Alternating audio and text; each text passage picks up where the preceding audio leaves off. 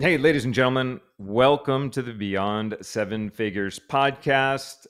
My guest today is a gentleman that I've met now a couple times through the Mastermind Talks group. He's generated over $600 million in revenue through consulting, but largely on his Facebook strategies and so forth. And there's a lot of Facebook gurus out there, but you're going to find today that the conversations that we're going to have are going to be much different than the conversations that you may have heard from some of these other experts. And you can tell that I'm not BSing you either just by the company that this particular individual keeps. His clients are A-list celebrity authors, niche experts, you name it, companies. He works with the best because he really is the best. Nicholas Kusmich, tough name. Yeah. Welcome to the show, buddy. Hey, gosh, man, I feel like I've got a lot to live up to after an introduction like that. So hopefully we don't let anybody down. Well, the thing is it's not just me saying it. Anybody that's had the opportunity to really speak with you or just the results in and of itself kind of speak for Sure. itself, Well, right? appreciate it. I mean, and that's the thing. There's a lot of Facebook gurus out there. There's a lot of people that are telling other people how to advertise, how to create all these funnels or whatnot, but they don't have the results, nor do they have the credibility of the clients that have ultimately come to work with you because of you do things a little different. Yeah. No, it's definitely been a fun ride. And I might also say, like, I don't have the verification proof of this, but I feel like I have to be one of the first 100 advertisers on Facebook when they went beyond corporate and let normal people just advertise this back in 2007, 2008. That's when we started, and we haven't gone anywhere since. So we're some of the few people who started there back then. And when the next new craze of everybody just jumping on YouTube or Snapchat or TikTok or whatever it is, they said, you go in there? I said, nope, I found my platform. This is what we specialize in. It's a platform that served us well, and we continue to use it, and we're not going anywhere. And I think it can serve a lot of people well as well. And the funny thing is that it's always changing, and it's Sure is. changing with technologies and buying behaviors. And, it used to be super simple that, you show an ad and there was people would click an ad and they would buy, and the decision making process was all in all, pretty quick. Right. Now we're in a different environment. Our consumers are far more discerning. Our buyers are researchers. What have you noticed that has changed over the last few years, and how have you approached it? I think the best way to answer that is recognizing it's all an attention game. Like, if you can capture attention, that's what you're competing for. That is a commodity for us to compete against. Now, with so much competition, you have to know how to stand out. And there's a couple ways that we could talk about that. One, I heard a buddy of mine, I wish I could take credit for this. This is a great line, but they said, when you're writing Facebook ads or meta ads, don't treat it like eHarmony, treat it like Tinder. Like, Mhm. get attention. You can't play it safe or soft. So that's one thing. I think the second thing to keep in mind is Meta, just like any other platform, is a channel. And the channel is unbiased in and of itself. It's agnostic. So what Mhm. then comes down to is how is your ability to actually market? Do you understand marketing? Do you understand human behavior? Do you understand transactional triggers, as I like to call it? Do you understand what causes a person to click and take an action?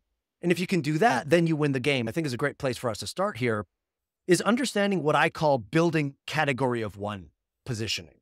And if you can understand this, all of your marketing on every channel, on every world is going to be so much more easier. And here's the basic premise of this. In any category, in any market, in any industry out there are category leaders. And category leaders are people who own 76% of the market share. And the rest of the 24% is being fought by number two down to number 1,000. They're all fighting for that 24%. And so just for an example, if I were to say the category or the industry of ride sharing, automatically one company should come top of mind, right? Usually Uber, and then there's Lyft and all these other secondary categories. Fine. Yeah. If I say on-demand streaming, immediately one company should rise to the top, Netflix, and everybody else kind of fits thereafter that. So the point I'm trying to make here is that every category has a category king or queen, a leader in the space. And if you know how to architect that leadership where you design a category and then you place yourself on the top of that category, all other marketing is so much easier. I think that's the key foundation that I think everybody has to recognize is before you spend the money on ads, before you spend money on branding, before you spend money on any sort of client getting activity, you need to spend attention on designing a category and being the leader of that category. And then everything else kind of just fits into place quite nicely. You make a good point, because where we started this conversation talking about our buyers being more discerning and our buyers being researchers and whatnot, one of the things that they're looking at is not only what makes you different than your competition, but why is this going to be different than any other experience that I've tried in the past? Yeah. The vast majority of people, when they do their marketing or they present their offers or whatever they're doing, they're trying to be better. But better is a race to the bottom. And here's why. Like, what does better mean? Better means I am comparing myself to somebody else. And the Right. moment you create comparison, now the world is so much more difficult. I mean, I don't know if you remember years ago, Pepsi had the Pepsi Taste Test Challenge, where they'd go out in the public and they'd Oh, put sure. the can of Pepsi and a can of Yeah. Coca-Cola and they'd cover it and they say, taste it, see what you like better, tell us. And they thought it was brilliant marketing. What they didn't understand was every time they ran a Pepsi Taste Test Challenge, they were advertising free for Coca-Cola because they kept mentioning Coca-Cola. We're better than Coca-Cola. We're better than, Yeah. and Coca-Cola sitting there with their arms back as the category king saying, thank you for the $1 million of free advertising that you're running for us. We don't even have to do the work. Right. Right. So what you said, I love, and I don't want people to miss what you said there. We don't want to be better. We want to be different. Mhm. Different is better than better. Right. So then the only question becomes, do I want or do I fit into that category versus, oh, even when people look at me, they're like, oh, he runs Facebook ads. Well, I'm like, I don't run Facebook ads. I develop strategies that attract what we call your premium prospects into your world, and we build a category around them. So another thing that I'm known for now in the last 2 years is we're the anti-funnel people. Like, I hate funnels. We don't do that kind of thing. We do something far more effective and far more better for your ideal prospect. Now the person's thinking, okay, that's different. I need to hear more about that. And 50 to 80% of the marketing is already done when you can build a category and become the leader of that category, if that makes sense. For sure. And we're going to jump in that funnel hook that you just said right there. You But just yeah, nailed it. I know I'm going to have to put something in the jar. But what I want to also mention is, for those of you who are listening and saying, well, do I have a category? Am I really different? The litmus test is, if you could look at your website and switch out your logo with a competitor's logo, would it still work? Sure. That's a great way to look at it. Many times, just in that context, they realize it through their ads and through their website. Well, I guess my competitor could say this. Then it's like, well, what makes you different? So it's like we really have to create that category, as you mentioned. Now, funnels, that's one of the hottest topics right now. Yeah. Is just this whole people are trying to fill the pipeline, and the big gurus in the space right now are all saying one funnel solves it all, right? So Yep. let's talk about why that approach is wrong. Well, let me just start with a statement that I think the funnel is one of the biggest lies and myths ever created in the marketing industry. Okay. The metaphor that we have been taught is Yep. we have this funnel and you dump leads on the top. And what Yep. happens is the funnel shifts and sifts and qualifies and does all this stuff. And then your ideal buyers pop out the bottom. That is Do what we've been pitched. you know when Go that ahead. was created?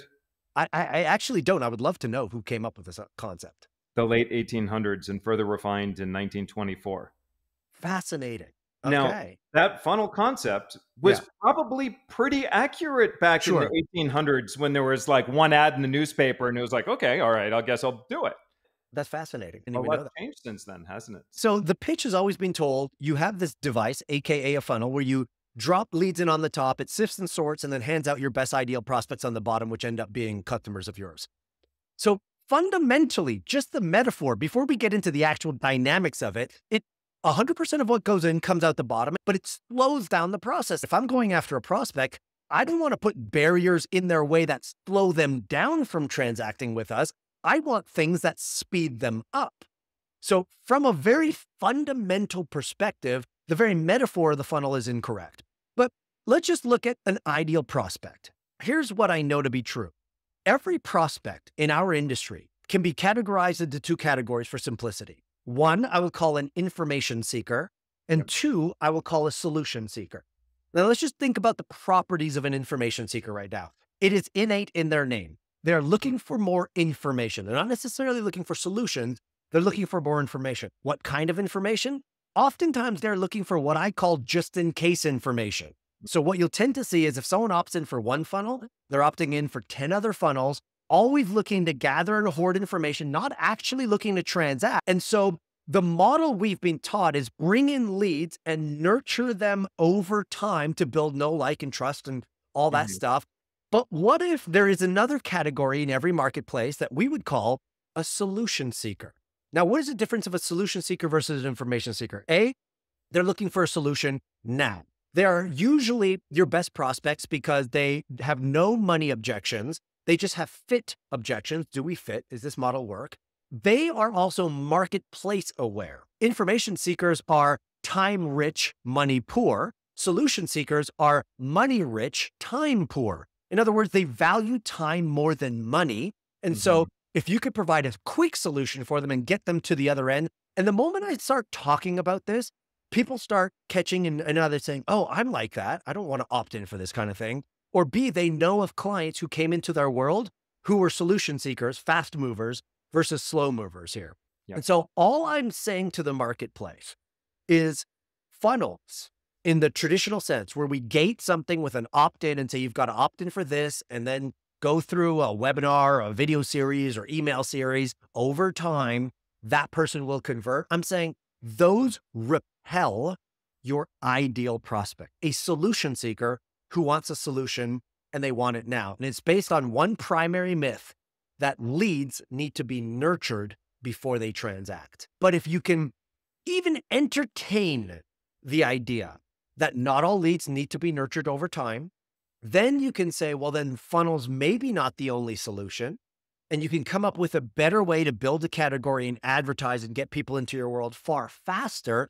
And what we've seen the outcomes are generally means more qualified leads coming through the process, higher volume, less cost, and higher conversion rates, because now you're only targeting the people who are ready to take a transactional decision right now versus 90 days from now. When you can put all that together, now we're talking about really effective marketing and advertising strategies that get way better results for way less headache and cost and all the other things that are associated with a traditional funnel.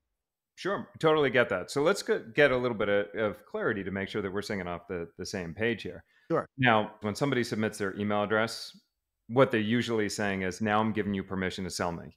And Right. when they're looking for just information, they're not ready to be sold yet. So they're more likely going to be repelled, to your point. Totally get that. Sure. But I think there may be some people that are going to confuse semantics with also just kind of like warming them up and creating demands. Let's say they have no idea who Nick Kusmich is, right? Yes. If they have Yeah. no idea who they are and they Yeah. see your ad for the first time, Yeah. the odds of them clicking, buying, and going for the whole shebang might be a little small. So there is a deeper campaign beyond just showing one ad to one person and hoping that they buy, correct? Well, yes and no. Here's what I mean by yes and no. I'm not telling anybody by any means to say, stop doing any sort of lead gen funnel development. If that's what you do and that's how you build your business, by all means, keep doing that. Because yes, some leads definitely need to be nurtured over time. What I am suggesting though, is that that is a narrative that people believe that may not always be true. And so what I'm saying is even in our business, we go from cold prospect who never knew who I was to see an ad, to book a call, to close into, let's call it our $25,000 offer in as little as 72 hours. So here's the reality again, that people only buy from people they know, like, and trust. Not entirely true. Now, of course, people buy from people they know, like, and trust. But all I'm saying is distinguish the difference between an information seeker and a solution seeker. An information seeker needs that. They need to be retargeted. They need to see a few things. They need to build some trust, like knowability, all of that. And I'm saying, please don't stop that. But what I'm saying is there's a segment in every single marketplace where the person is so far along the journey of needing a solution, within a 4-6 minute window, you can provide trust, you can provide credibility, you can provide social proof, you can provide authority, and you can provide enough curiosity for them to say, I'm in the place where I would like to have a discussion with you to see if this is a good fit for me. And then Mhm. if you go through a very similar but strong sales process, that person has no reason why not to say yes. As long as you mitigate the risk, that person has no reason why not to say yes immediately. So 72 hours, they had no idea who you were 72 hours ago. And now they're spending 5, 10, 15, 20, 70, 80 grand with you in order to go through the process. And all I'm suggesting to people is to say, if you can believe that's possible, then there's a process that could tailor to those people. And I'm just saying, don't ignore those people because they exist and they're fast and they're easy and they're very lucrative for your bottom line to make the whole thing work. Sure. I think of, like Eugene Schwartz, the levels of awareness. Are we Sure. narrowing this down to saying this is the most aware? They've already done all their homework.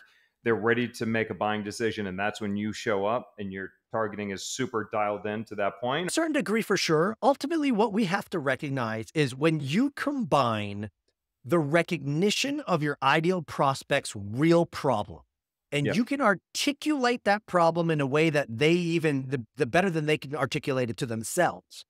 And you provide a risk mitigated offer to solve that problem, then you win, right? They say yes and they move through the process quite quickly. Now, is everybody that far along in the process where they know what their problem is? Maybe not.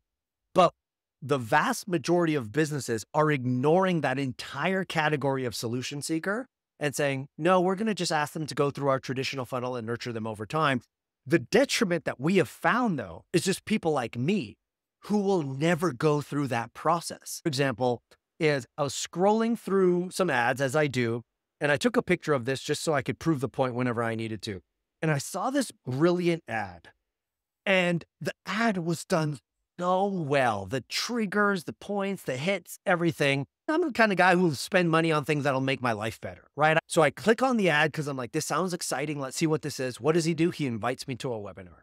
What do? I X out the ad and I say, no, thanks. I'm not even going to bother. And this time I was so frustrated. I was like, I'm not even going to reach out to find out what the solution was.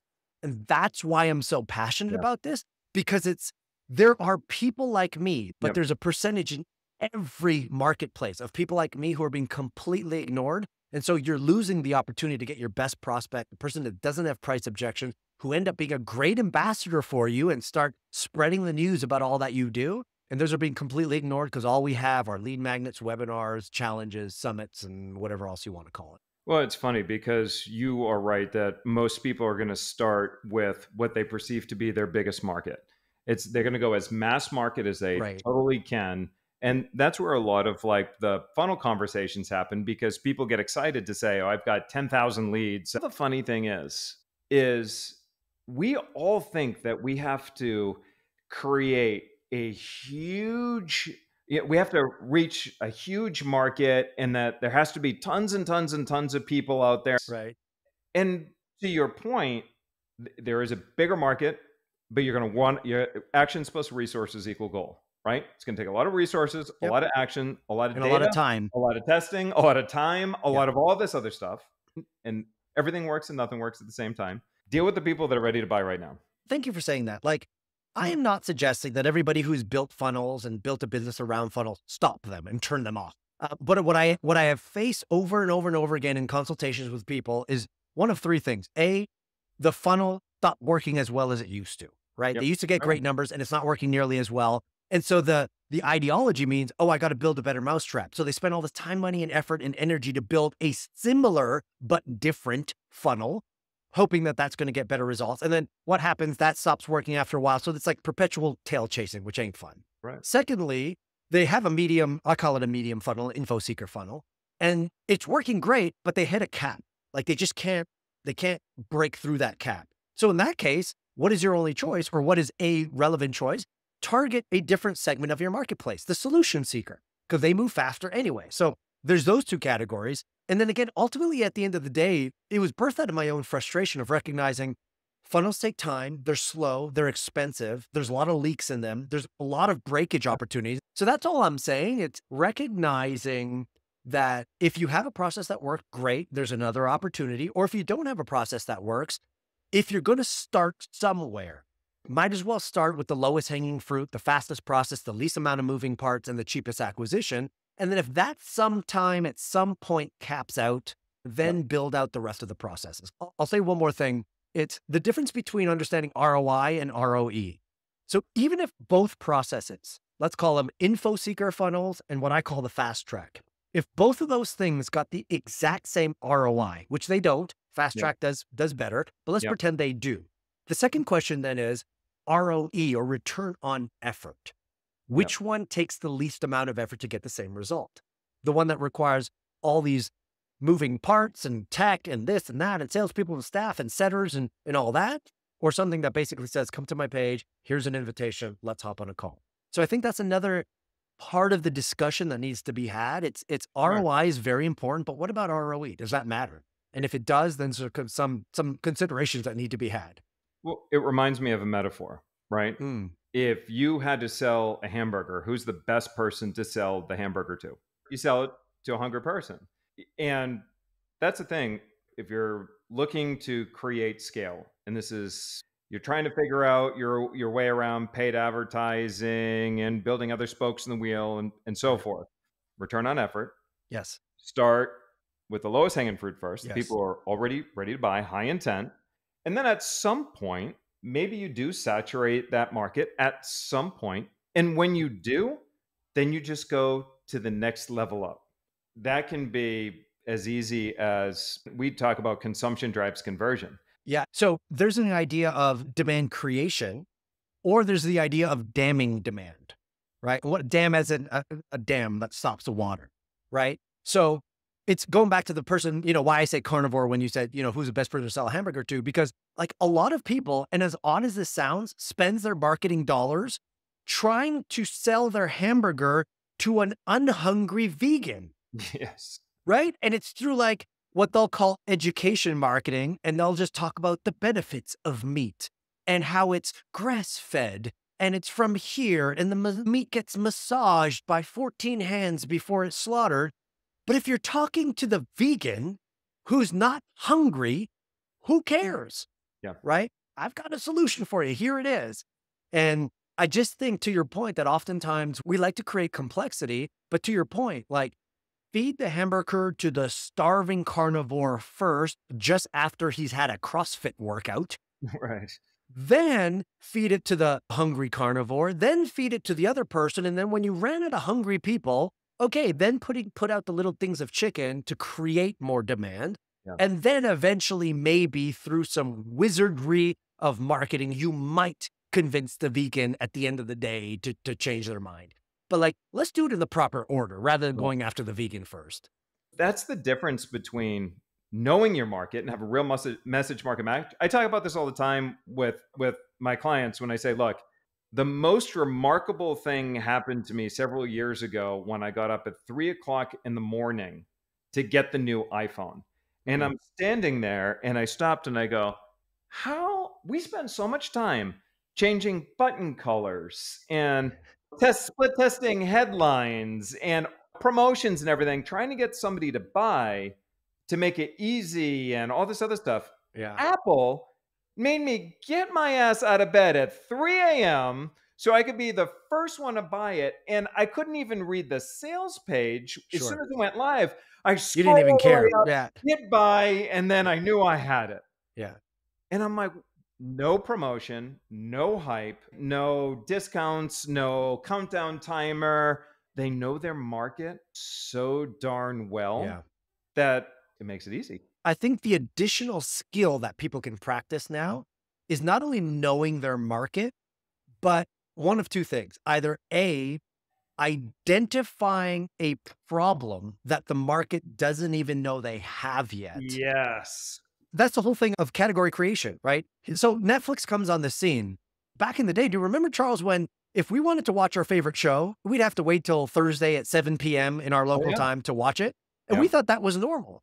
And then Netflix comes along and doesn't say, look at us, we're Netflix. You know what they said? They said, we're going to articulate a problem and we're going to identify and name the problem. So I call Yeah. it name, frame, and claiming. But they Sure. named the problem, and the problem was simple. They called it appointment viewing. And they Mm. started to seed this idea in people's minds that said, how ridiculous is it that us as grown ass adults have to wait once a week to watch one episode of our favorite show? That's a freaking problem. Why would I do that? I Right. want to watch my show anytime I want, on demand, as many episodes as I want. I want to watch a season in a whole night. And Netflix says, yes, exactly. You know what that's called?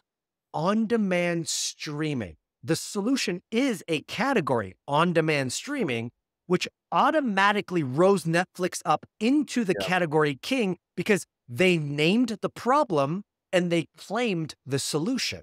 So that's the next evolution that I'm saying that marketers and business owners have to fill. You need to be different. So the idea here is if you can start to understand your prospects so well that you also can identify a problem that they don't even know they have, but you can articulate that, name it, then you can claim the solution for it. And that starts to build category. And now all of a sudden you're considered the category king or queen of your space. And now the marketing is so much easier. One of the things that you're going to find in the crystal ball with the advent of AI is that in every industry across the board, consumer behavior is changing in that today I'm expecting you to understand my needs. Tomorrow I'm expecting you to anticipate my needs before I even know I have them. All of that predictive analytics and predictive behavior and whatnot, that's where 2024 we're going to see that really leaning in heavy. A lot of the big tech innovators have already done that. Yep. But we're going to see that going heavy in 2025 if you're not doing it. Big trouble. Yeah. So, Nick, this is the Beyond Seven Figures podcast. What is your biggest, best tip for our listeners who are looking to take their business beyond seven figures? Yeah. It's a combination of stay focused and go after the lowest hanging fruit, right? Yep. If you could stay focused rather than distracted and recognize that the opportunity doesn't fall in a better mousetrap, but falls in going after a better prospect, which is solution seeker. But if you can think about how to engineer ways to go after that prospect, I think that's going to help people go beyond seven figures.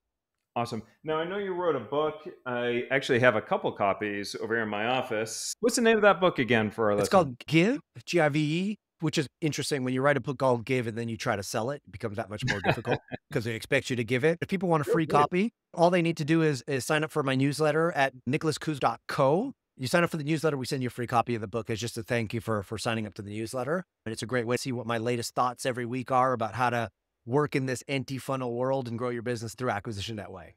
Awesome. So that's nicholaskusmich.co. They should also follow you on social because you drop a lot of different nuggets there on social as well. For All right, sure. awesome. So, ladies and gentlemen, this wraps up today's episode of the Beyond Seven Figures podcast. For additional tips, strategies, and information for taking your company beyond seven figures, also check us out at predictableprofits.com. This is Charles Gadet with my good friend Nick, and I will see you in another episode.